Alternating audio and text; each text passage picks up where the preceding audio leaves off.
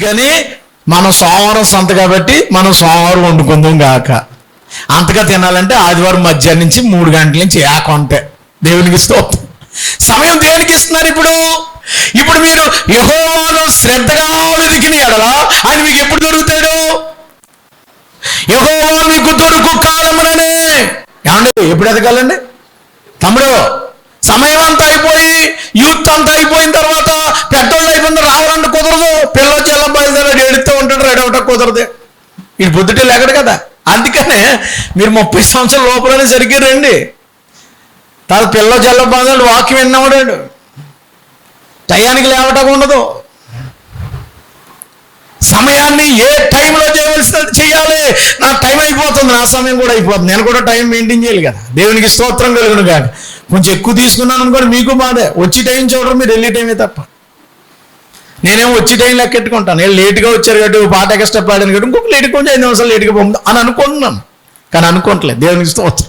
ఆయనకి సమయం ఇచ్చినట్లు మొదటగా మీరు యెషయా గ్రంథము 55:6లో చెప్పినట్లుగా సిద్ధము చేసి కాచుకున్నట్లయితే, చూడండి ఇదే మార్కు సువార్తలో మగ్దలేని మరియా యేసుని వెతికింది.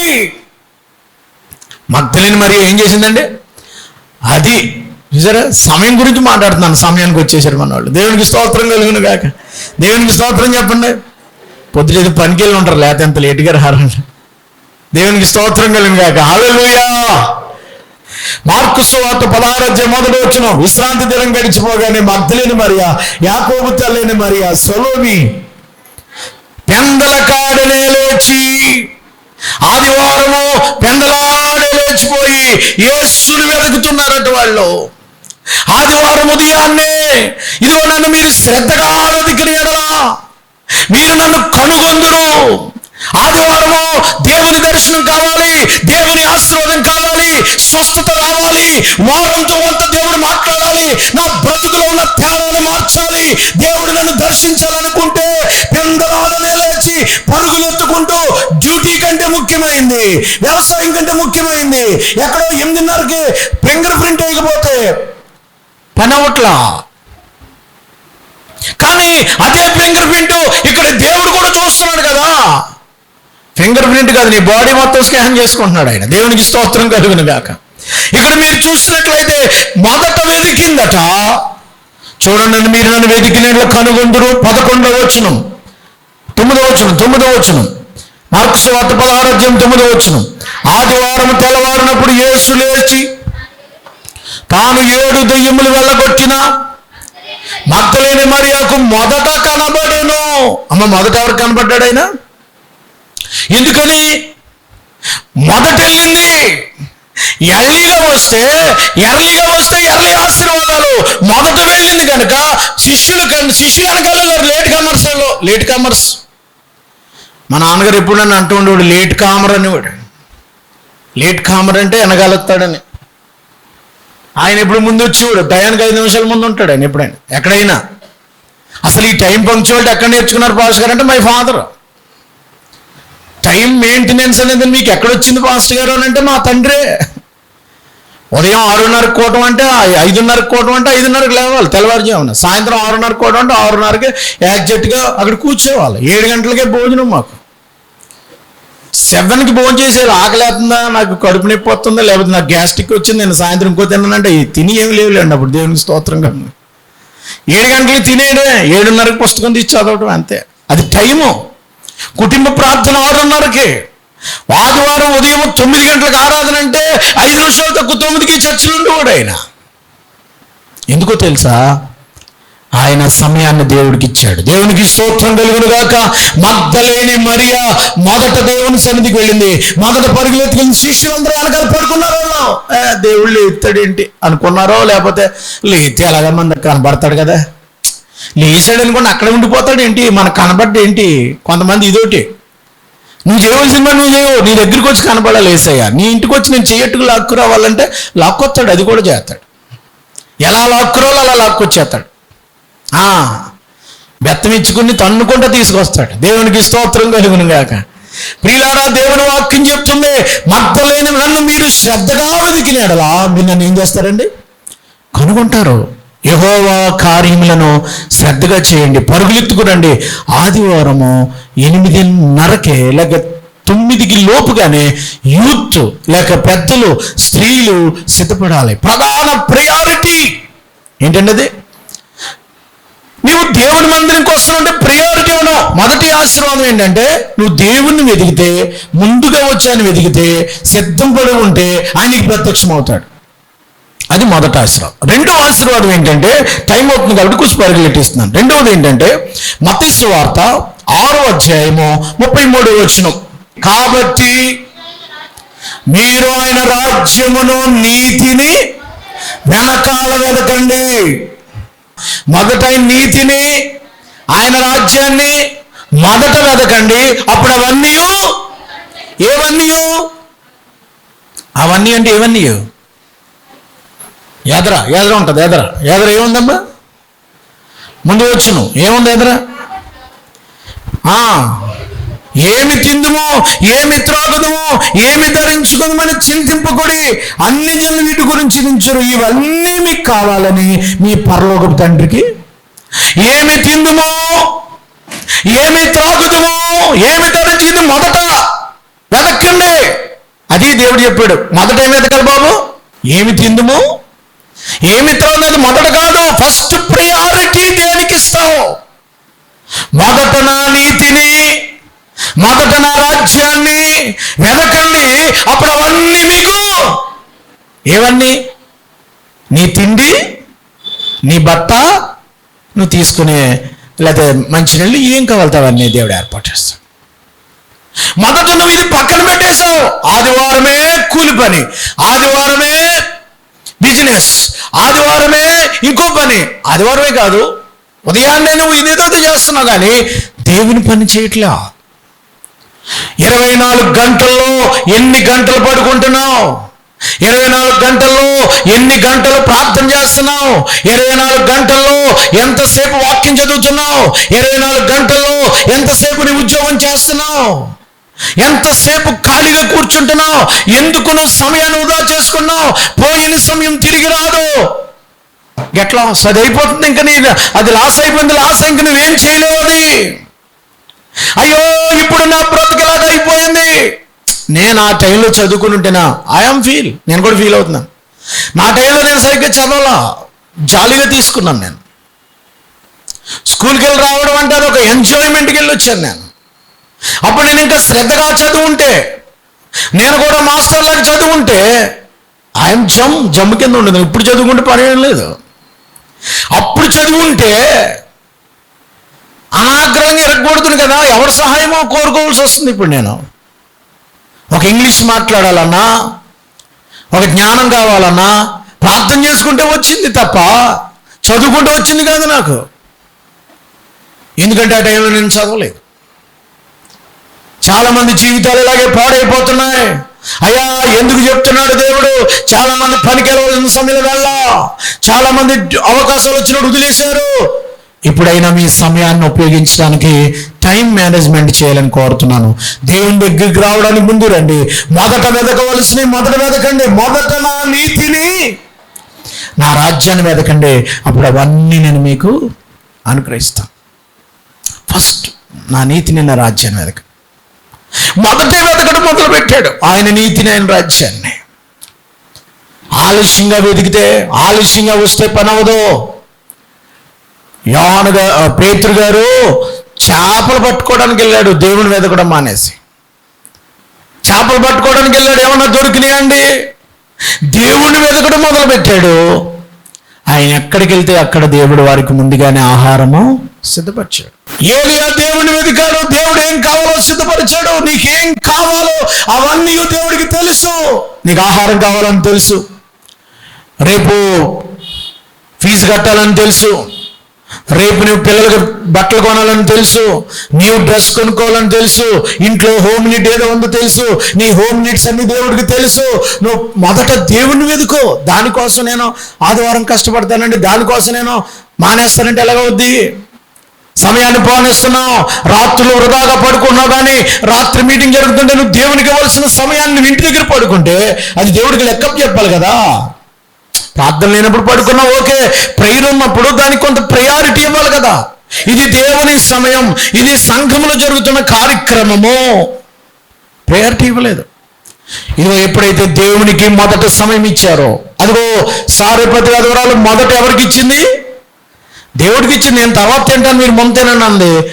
లేదా ఆయన ముందు నాకు పెట్టరా, తర్వాత నువ్వు తిందిగాని అన్నాడు. మొత్తం మీద ఆవిడకి జీవితకాలం అంతయో ఏం కావాలో దేవుడు సమృద్ధి ఇచ్చాడు. దేవునికి స్తోత్రం చెల్లిద్దాం. మొదట వెదకండి, ఇది రెండవది. మీకు ఏం కావాలన్నాను గ్రహిస్తాను. మూడవది, దేవునికి సమయం ఇస్తే దేవుడు మిమ్మల్ని ఆశీర్వదిస్తాడు. చప్పలు కొడుగాడుగా దేవునికి స్తోత్రం చెల్లిద్దాం. మొదటగా దేవుడికి మీకు సమయం ఇవ్వాలి. ఎలాగో తెలుసా? 3 కీర్తనలు ఉన్నాయి. 3 కీర్తనలో మొదటి వచనాలే రాశారు. అలాగా 42వ కీర్తన మొదటి వచనం, 84వ కీర్తన మొదటి వచనం, 122వ కీర్తన మొదటి వచనం. 42వ కీర్తన మొదటి వచనంలో ఏముంటుంది? దుప్పి నీటి వాగులు కొరకు ఆశపడినట్లు దేవా నీ కొరకు నా ప్రాణము. చూసారా? దేవునికి ఎర్లీగా, దేవునికి ముందుగా, దేవునికి వెళ్ళాలని ఆశ ఎవరికి? ద సన్స్ ఆఫ్ కోరానెట్స్ అంటే కోరహు కుమారులకి. కోరహు కుమారులు రాసిన కీర్తన 42వ కీర్తన ఎవరు రాశారమ్మా? కోరహు కుమారులు. వాళ్ళ ఆశ ఏంటో తెలుసా? చర్చిలోంచి గెంటేశారండి వాళ్ళే. అయ్యో వినండి. కోరహు కుమారులు వాళ్ళ నాన్నగారు తప్పు చేశాడని చర్చిలో వాళ్ళందరూ నువ్వు రాకరా, నీ వల్ల మా చర్చికి ఇలా వచ్చిందని బయటికి గెంటేశారు. వాళ్ళు ఏం చేశారు తెలుసా? ఆ గుమ్మాలు పెట్టుకుని ఏలాడుతూ అంటున్నారు, దుప్పి నీటి వాగులు కొరకు. దుప్పి ఉంటుంది కదా, దుప్పి చూసారండి? దుప్పిని అక్కడెక్కడ ఉన్నాయన్నారు కదా. దుప్పి నేను చూడ, లేడీలు దుప్పు ఒకటే, రెండోటే వేరు.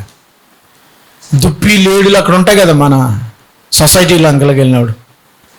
అవి నీళ్ళు కోసం పరుగులు పెడతాయంట. నీళ్ళు కావాలి, ఎడారిలో ఉంటాయి, ఇసుక తెప్పల్లో ఉంటాయి, మామూలు ప్లేన్ ఏరియాలో ఉండవు కదా. దుప్పి నీరు కోసం గంతులు వేసుకుంటే పరుగులు ఎత్తుతుందట. దుప్పి నీటి వాగులు కొరకు ఆశపడినట్లు దేవా నీ కొరకు నా ప్రాణము. కోరహు కుమారులు అంటున్నారు, నా ప్రాణం మీ కొరకు ఆశపడుతుంది యేసయ్య. అలా నిజంగా మీ దేవుని కోసం ఆదివారం ఎప్పుడు వస్తుందని ఆశపడుతున్నారా? నిజంగా మీరు దేవుని కోసం దుప్పి నీటి కొరకు ఎలాగైతే దప్పికేసినప్పుడు నీటి కోసం ఆకలేసిందంటే మీకు 102 డిగ్రీల్లో 102 డిగ్రీలు చచ్చిపోతారు.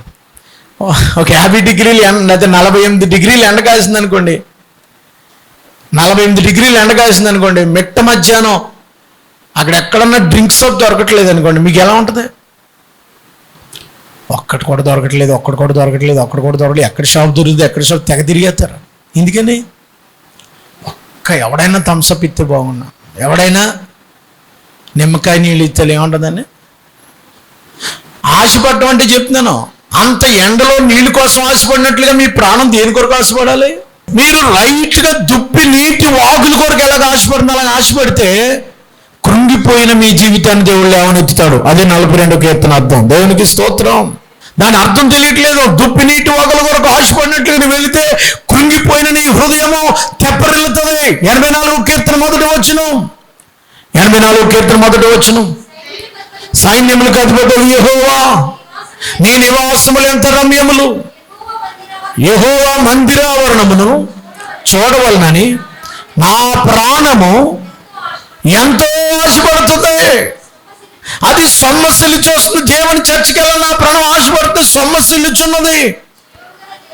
జీవం గల దేవుని దర్శించుటకు నా హృదయము నా శరీరమును ఆనందముతో కేకలేస్తుంది. అమ్మ మీ శరీరం మీ ఆనందం చర్చికి వెళ్ళిపోవాలని కేకలేస్తుందా? నా హృదయము నా శరీరము ఆనందముతో కేకలేస్తుంది. ఎప్పుడు? మందిరానికి, ఎర్లీ చర్చ్. నేను ఎర్లీగా వెళ్ళడం వల్ల, ఎర్లీ గోటు దేవుని మందిరానికి వెళ్ళటం వల్ల, దేవుని సన్నిధికి రావటం వల్ల 84వ కీర్తన ఆశీర్వాదాలను మీకు వచ్చును గాక. 84 కీర్తనలు ఏం ఆశీర్వాదాలు వచ్చినాయి? ఆయన మందిరం నుండి వారికి ఏ మేలు చేయక మానడు, వారు ధన్యుడు, దేవుడు వారికి నీతిశూరుడిగా ఉంటాడు. అసలు కోరహు కుమారులు ఆ గెంటేసిన వాళ్ళండి ఏమంటే బయటికి గెంటేశారని కదా, ఆయన తీసుకొచ్చి దావీదు గారు ఎక్కడ కూర్చోబెట్టాడు తెలుసా? వాయిద్యాలు వాయించేవాళ్ళుగా పెట్టాడట. అంటే స్టేజ్ మీదకి వచ్చేసారండి. దేవునికి స్తోత్రం. ఎక్కడికి వచ్చేసారు? స్టేజ్ మీదకే. ఎప్పుడైతే వాళ్ళు దేవుని పట్ల ఆసక్తి పెంచుకున్నారో, దేవాలయానికి వెళ్ళాలని ఆశ మనసు పెంచుకున్నారో, వాక్యం వినాలని దేవునికి సమయం ఇచ్చారో వాళ్ళు దీవించబడ్డారు. నేను 3 ఆశీర్వాదాలు చెప్పాను మీకు. సమయాన్ని దేవుడికి ఇవ్వడం వల్ల వచ్చే ఆశీర్వాదం. ఎల్లిగా ఆలస్యం చేసే కొలది నష్టమే, ఆలస్యం అయిపోయే కొద్ది నష్టమే. ఇప్పుడు 5 బుద్ధిగల కన్యకలు ఆలస్యం చేశారా? రెడీగా ఉన్నారా? రెడీగా ఉన్నారు 5. పెళ్లి కుమారుడు వచ్చేటప్పటికి దీపాలు అట్టుకుని రెడీగా ఉన్నారు. పెళ్లి కొడుకుని ఎదుర్కోవడానికి. పూర్వం మన కరెంట్ లేని రోజుల్లో పెట్రోమాస్ లైట్లు, కాగడాలు ఎట్టుకుని పెళ్లి కొడుకు వచ్చి అన్నాడు, హో పీమని ఊదివారు. ఆయన వచ్చేస్తున్నాడు అనేటప్పటికి కన్యకలు రెడీగా ఉన్నారు. ఎవరైతే రెడీగా ఉన్నారో వాళ్ళు మాత్రమే దేవుని రాజ్యంలోకి, దేవుడి సన్నిధిలోకి వచ్చారు. కొంతమంది ఆలస్యం చేశారు, వాళ్ళు తర్వాత చూద్దాం మనం. ఇక్కడ మీకేం చెప్తున్నానంటే, ఆయన వెతికితే ఆశీర్వాదము. ఒక విషయం చెప్పిన మీకు, ఇస్సాకు కళ్ళు కనబట్టలేదు, ముసలోడు అయిపోయాడు. బాబా పెద్దోడా వినరా, నాన్నగారు చెప్పండి, కళ్ళు కనబట్టలేదురా, కొంచెం నాకు మంచి మంచి వేటాడిన మాంసం పట్టురా, భోంచేసి నేను దీవిస్తాను, నేను చచ్చిపోతాను ఇంకా అన్నాడు. నాన్నగారు ఇప్పుడే వెళ్తున్నానని దబ్దబ్బా గుండెలు పిస్టల్ అన్నీ పట్టుకుని వెళ్ళాడు. వేటకి వెళ్ళిపోయాడు. అడవులోకి వెళ్ళి, లంకలోకి వెళ్ళి, పెట్టలో గెట్లో జింక మాంసం అవి అన్నీ కొట్టుకొద్దామని వెళ్ళిపోయాడు. ఈలోగా కిటికీలోంచి ఆవిడ ఉన్నది అమ్మగారు, వాళ్ళ భార్య. చిన్నడు వెళ్ళరారా అంది. ఏమా? రే నాన్న, మీ అన్నయ్యని ఆశీర్వదించేతానన్నాడు. ఆశీర్వాదాలు నువ్వు పట్టుకెళ్ళిపోవాలరా, నువ్వు ముందుకెళ్ళు. అమ్మా చెప్పు మాటినా. అమ్మ అన్న మొఖం వేరు, నీ మొఖం నాన్నకు కళ్ళు కనపడతలేదు కదరా. అమ్మ అన్నకే ఇంటికి కదమ్మా, శరీరం అంతా ఇంటికి నేను తయారు చేస్తాను కదరా, నీకు గెటప్ ఇస్తాను, నా దగ్గర అన్నీ ఉన్నాయి కదా అనేసి మొత్తం మీద బొచ్చట్టుకొచ్చి ఇంటికి ఎక్కడికి పట్టుకొచ్చింది. మొత్తం కుట్టేసింది, చర్మం కుట్టేసింది. ఇదంతా కవర్ చేసి మీ నాన్నకే ఏట మాసం అంటే బాగా ఇష్టమని గొర్రెపిల్లని తెచ్చి వదించేసింది. వండింది ఎలా వండాలో అలాగ వండేసింది. పలా వండేసింది, కొబ్బరి అన్నం వండి పట్టుకొచ్చేసింది. వచ్చేసాడు ఈ కుర్రాడు, ముందుగా వచ్చేసాడు. కడుపులో నుంచి ముందుగా ఉన్నాడు. ఇటు ఎప్పటి నుంచి ముందు ఉన్నాడు? ప్రతిదానికి ముందే. ఇద్దరు కమల పిల్లలు. ఈ పెద్దోడు వస్తున్నాడు కదా, ఎవడో యాషవ్, ఆడు వచ్చి వాడు కాలెట్టుకు లాగేస్తున్నాడంట, మడమట్టుకుని ఎలా లాగేస్తున్నాడంటే వెనక్కి. ముందుగా వచ్చాడు అంటే ముందుకు వెళ్ళిపోవాలని ఆశ, పుట్టుకలో నుంచి ఉంది ఇడికి. ముందుకు వెళ్ళిపోవాలని ఆశ ఎవరికి? యాకోబుకి. ముందుకెళ్ళిపోవాలని వెనక్కి లాగేస్తున్నాడు. అలా నేనే అన్నిట్లో ముందు ఉంటున్నాడు. చర్చికి ముందే, పనికి ముందే, ప్రార్థనకి ముందే, అన్నికి ముందే అన్నమాటకు వచ్చేసాడు. ఎవరు రాను అన్నాడు నాన్న. నేను ఇంతవరకు ఎలాగొచ్చావురా, దేవుడు కృపండి అన్నాడు. ఆశీర్వాదాలన్నీ పట్టిపోయాడు. అది మోసం చేయడం తర్వాత విషయం అనుకోండి. కానీ ముందుగా వెళ్ళటం వల్ల ఏం పొందుకోగలిగాడు? నేను ఆశీర్వదించాను, నేను వెనక్కి తీయలేను. ముందాడు వచ్చేసాడు. ముందుగా వెళితే ముందు ఆశీర్వాదాలు, బ్లెస్సింగ్స్. దేవుని సన్నిధిని వెతుకుడి, దేవుని సన్నిధిలో గడుపుడి. దేవుడు నీకు కాచి ఉంచిన ఆశీర్వాదములు దేవుడిచ్చును గాక. ఇప్పటికి 3 చెప్పాను, నా టైం అయిపోయింది, ఇంక నేను ముగిస్తాను. వీళ్ళని నేను చెప్పలేను. ఒక రెఫరెన్స్ ఇచ్చేసి ముగిచ్చేస్తాను. లేట్గా వస్తే వచ్చే నష్టం ఏంటో ఒకటి చెప్తాను. హగ్గయి గ్రంథం 1వ అధ్యాయం 2వ వచనం చూడండి. సమయం ఇంకా రాలేదు. ఏమన్నారంట? సమయం ఇంకా రాలేదు, యెహోవా మందిరమును కట్టించుటకు సమయం ఇంకా రాలేదు అని జనులు చెప్పుచున్నారే. టైం ఉందండి, కడదాంలేండి అంటున్నారట. ఎవరు? ఈ అగ్గయి ప్రజలు. సమయం ఇంకా రాలేదు, పందిరేయాలి, అది ఏంటిది, పరంజులేలాగే వేద్దాంలే, టైం ఇంకా రాలేదు. ఇసుక జల్లించాలమ్మా, చేద్దాంలేండి మొదలెట్టాక. కొంతమందికి వాయిదా. ఏమంటే సమయం పోనివ్వడం అంటే వాయిదాలు. ప్రతి ఓడు రేపు చేద్దాం, ఎల్లుండి చేద్దాం, వాయిదా మాస్టర్ వీడు. ఇప్పుడు పడినప్పుడు చేయడు. యాభరాశికి పని ఎక్కువంట, పిసినారికి ఖర్చు ఎక్కువంట. సమయం ఇంకా రాలేదు, ఇంకా తర్వాత చేసుకుందాం, తర్వాత చేద్దాం, తర్వాత ఇటు బతుక అంత తర్వాత ఇంకెప్పుడు బాగుపడ్డాడు. ఎప్పుడు చేయాలి? ఈ టైంలో చేయాలి, చెయ్యి. టైం పోగొట్టుకుంటావే. సమయం ఇంకా రాలేదు. చర్చి కట్టడానికి ఇంకా సమయం రాలేదు. చర్చికి వెళ్ళడానికి ఇంకా సమయం ఉంది, ఇంకా చాలా టైం ఉంది. పాటలు గంట పాడతారు అక్కడ. ఇంకా ప్రార్థనలు, ఇద్దరు ప్రార్థనలు చేయాలి. అంటే నువ్వు ప్రార్థన చేసుకోక్కర్లేదు, నువ్వు పాడక్కర్లేదు, దేవుడు నీకు అక్కర్లా. సమయం ఇంకా రాలేదు అంటున్నారంట వాళ్ళు. ఏం రాలేదండి?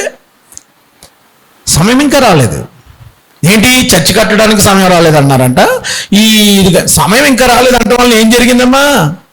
4వ వచనంలో మనము మందిరము పాడైపోయి ఉండగా మనము సరంబి వేసిన ఇల్లు, అంటే మంచి సరంబిలు వేసుకుని సీలింగ్లు పెట్టుకుని లైటింగ్లు పెట్టుకున్న ఇల్లు మనం నివాసం ఉంటున్నాం. ఏమండి, సరంబి వేసినలో నివసించడానికి ఇది. కాబట్టి సైన్యములకు అధిపతి యెహోవా ఇలా అంటున్నాడు, మీరు విస్తారంగా పంట పండిస్తున్నారు కానీ కొంచెమే వస్తుందంట. ఎకరానికి 2 గడకలు రావాలని 3 గడకలు రాలుతుందండి. ఏమండి, వ్యవసాయం చేసేవాళ్ళు చెప్పాలా, ఎకరానికి ఎంత పండుతుందండి? 2 3 అంటారు కదా. ఎంతండి? 5 అండి. మొత్తం 5 పండాలంట వెనకాల చెప్తున్నారు. 3 కాడ పండింది అనుకోండి, ఏమైనట్టు? 2 కాడికి పండితే మీరు విస్తారంగా పండాలనుకుంటున్నారు కానీ 2 కాడికే పండిందంట. ఎందుకని? సమయానికి చర్చి రావడం వల్ల అక్కడ కొట్టింది వెళ్ళి. మీకు నెలకు జీతం లెక్కగా మీకు 30,000 రావాలి, రోజుకు 1000 రూపాయలు సంపాదిస్తే మీకు ఎంత వచ్చింది? అన్నీ పోను 15,000 కూడా రావాలా, ఒకసారి 10,000 కూడా రావాలా. ఎందుకు ఇలా జరిగిందంటే సమయం ఇంకా రాలేదు, చర్చ్ పని చేయడానికి సమయం రాలేదు, దేవుని సన్నిధికి రావడానికి సమయం లేదు. మీరు దేవుని సన్నిధిని మానేసి మీరు ఎంత కష్టపడినా ఏమీ మిగలదు. పక్కా మనము దేవుని బిడ్డలము. ఇదిగో చూడండి, 2 కాడ కొంచెమే పండెను, మీరు భోజనం చేయించున్నారు కానీ అన్నం తిన్న అరగంటకే మళ్ళీ ఆకలిస్తుంది మన వాళ్ళకి. ఇప్పుడే కదా అన్నం తిన్నామంటే లేదు, మళ్ళీ వెంటనే ఏదో పోగొట్టయో ఇంకో కాసేపటికే టీ తాగేయాలి, మళ్ళీ కాసేపటికి డ్రింక్ తాగేయాలి. గంటకే కొట్టేస్తుంది. కొబ్బరి నీళ్ళు తాగేది, మళ్ళీ కాసేపటికి జాంకాయ తినేసి కాసేపటికి ఇంకా ఏంటిది? ఎంత తిన్నా కారణం ఏంటి? మందిరంకి వెళ్ళడం లేటు. కారణం ఏంటి? మందిరం పని చేయడం లేటు. 3వ పాయింట్ చూడండి, అక్కడ పానం చేయించున్నాను, ఎంత తాగినా దాహం తీరట్లేదు అంటండి. కారణం ఏంటి? అయ్యో దేవా, చివరిగా ముగిస్తున్నాను. వారు బట్టలు కప్పుకుంటున్నారు కానీ కష్టము చేసింది సంపాదించుకున్న జీతము చూడండి. మా నాన్నగారు ఎప్పుడు డైలాగ్, ఇది నాది కాదు మా ఫాదర్ది. ఆదివారం చర్చి మానేసి మీరు సంపాదించిన డబ్బు అంతా చిరిగిపోయిన సంచులు వేసినట్టు అని కూడా. ఆ డబ్బులన్నీ చిరిగిపోయిన సంచులు వేస్తారు కదా, కింద పడిపోతాయని అర్థం. ఆయన అని కూడా అలాగే. ఇక్కడ ఉన్నది బైబిల్లో మాటే. ఏమండో, ఈ మాటలు మీరు ఎక్కించుకుంటే మీకు ఆశీర్వాదం. ఎందుకు నష్టం జరుగుతుంది? ఏంటి నష్టం? 3 ఆశీర్వాదాలు చెప్పాను. 2వ నష్టం ఏంటంటే సమయాన్ని పోగొట్టుకోవటం వల్ల ఏం జరిగిందండి? ఇంత నష్టం జరిగింది. పంటలు పండకుండా ఇంకా మీరు కిందకి వెళ్తే 11వ వచనం నుంచి టైం లేదు. 11వ వచనంలో నేను భూమికి పర్వతాలకు అనావృష్టి కలుగు చేసిను, ధాన్య ద్రాక్షరసము తైలం విషయంలో, భూమి ఫలించే సమస్త విషయాల్లో, మనుషుల విషయాల్లో, పశువుల విషయాల్లో, చేతి పనుల విషయాల్లో క్షామము పుట్టించును. ఏమండి, కరువు ఇప్పుడు ఏమన్నా భారతదేశంలో కరువు ఉంది. ఎలినోన్, వర్షాలు పట్టలేదు, మబ్బులు వేస్తే కానీ వాన రాదంట. ఏనండి, మబ్బు దట్టంగా పెట్టేదంట, వాన రాదంట. సూర్యుడు లాగేసుకుంటాడంట, ఆ ఎండ అక్కడ కరిగించేస్తున్నాడంట మేఘాలను, మనకు రాదు.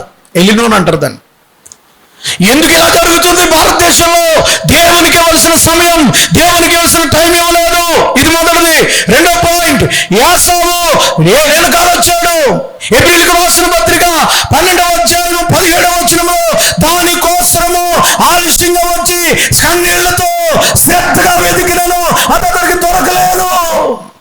3వ పాయింట్, 5 బుద్ధి లేని కన్యకలు ఆలస్యముగా మత్తయి సువార్త 5వ అధ్యాయం 25వ అధ్యాయం 9-10 వచనాల్లో వాళ్ళు కులికి నిద్రించి పర్లేదని వాయిదాలు వేశారు. చీర తలుపు కొట్టేటప్పటికి అంతటా తలుపేయబడిను, మీరెవరో నాకు తెలీదు, నరకానికి పోండి అన్నాడు. 3 నష్టాలు జరిగాయి. ఏం చెప్పాను మీకు? మొదట ఆయన సన్నిధికి వచ్చిన వాళ్ళు ఏం చేయబడతారు? ఆయన వెతికితే ఆయన ప్రత్యక్షం అవుతాడు. 2వది, ఆయన వెతికితే నీకేం కావాలో అది సమృద్ధికి ఇస్తాడు. 3వది, ఆయన వెతికితే ఆయన ఆశీర్వాదం ఇస్తాడు. 122వ కీర్తన కూడా యెహోవా మందిరంకి వెళ్ళింది మన జనులు అన్నప్పుడు వాళ్ళు దీవించబడ్డారు. దావీదు దీవించబడ్డాడు, యాకోబు ఆశీర్వదించబడ్డాడు, కోరహు కుమారులు దీవించబడ్డారు. ఆయన సన్నిధిని వెదక్కుండా లేట్ చేశారు. లేటు పంటలు నష్టమైపోయాయి, చిరిగిపోయిన బట్టలు అయిపోయాయి, దరిద్రం వచ్చేసింది. లేట్ అయిపోవడం వల్ల, ఇది హగ్గయి గ్రంథం, లేట్ అయిపోవడం వల్ల, సమయాన్ని దుర్వినియోగం చేసుకోవడం వల్ల ఏం జరిగింది? యాసావు దేశదిమ్మరైపోయాడు, యాసావు నష్టపోయాడు, ఆశీర్వాదాలు పోగొట్టుకున్నాడు, కన్నీళ్లతో వెతికిన దొరకలేదు. మూడవది, లేట్ అయిపోవటం వల్ల జరిగిన నష్టం ఏంటో తెలుసా? ఏం రాశాడండి అక్కడ? 5 బుద్ధి లేని కన్యకలు దేవుని రాజ్యాన్ని పోగొట్టుకున్నారు. తల వంచుదాం, ప్రార్థన చేసుకుందాం. ప్రభువా, మాకున్న సమయం, మాకున్న పరిస్థితులు, సమయానికి ఏమేమి నీకు ఇస్తాం ప్రభువా. అయ్యా, మా జీవితాల్లో మీరు మేలు చేయండి యేసయ్యా.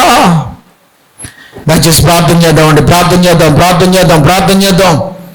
అయ్యా, నువ్వు కరుణించయ్యా. నీ సమయాన్ని ప్రభుకి ఇస్తాననుకుంటే చిన్న ప్రార్థన చేసుకో. అయ్యా, వాయిదాలు వేస్తున్నారు చాలామంది. ఈవేళ చదువుదాం, రేపు చదువుదాం. అతని దగ్గరికి వస్తే ఫెయిల్ అవుతారుగా. అది ఎప్పుడప్పుడు చదువుకుంటే పాస్ అవుతావు. ఎప్పుడు పనికి వెళ్ళినప్పుడు పనికి వెళ్తే రేపు ఇంకో పని చేసుకుంటావు కదా. ఇంట్లో పనులన్నీ వాయిదా పెట్టేస్తావు, దేవునికి ఇవ్వాల్సిన సమయాన్ని వాయిదా వేసేస్తావు. బాబు, లైఫ్ పాడైపోయిగా టైం వృధా చేసుకుంటే నువ్వు చెడిపోతావు, పాడైపోతావు. దానివల్ల ప్రయోజనం ఉండదు. అన్ని నష్టాలే. సమయానికి పడుకోండి, ఆరోగ్యం వస్తుంది. లేటుగా పడుకోండి, అన్ని అనారోగ్యాలే పక్క. సెల్ ఫోన్లో సమయాన్ని పాడు చేయండి, నాశనం అయిపోద్ది. సెల్ ఫోన్కి టైం ఎందుకయ్యా నీకు? దాంట్లో చదువుకోవచ్చు కదా, పుస్తకం లేదా కష్టపడి పని చేయొచ్చు కదా. ఏం కలిసి వస్తుంది నీకు? కబుర్లు చెప్తే ఏం కలిసి వస్తుంది? నా సమయమో పాడైపోతుంది యేసయ్య. మహాపరిశుద్ధుడు అయిన మా తండ్రి, సమయమును పోనివ్వక, అజ్ఞానులే కాక, సమయానికి ఇచ్చి ఆలస్యం కాక, మందిరానికి, ప్రార్థనలకి, కార్యక్రమాలకి, ఇంట్లో పనులకి, ఏ పనైనా సరే చురుకుగా సమయానికే వంట, సమయానికే భోజనం, సమయానికే పని, సమయానికే అన్ని నియమించుకునేటట్లు మాకు సహాయం చేయి. వెతుబడిన వాక్యం ఫలింపచేయమని యేసు ప్రభువు పేరట వేడుకొనుచున్నాము తండ్రి. ఆమేన్.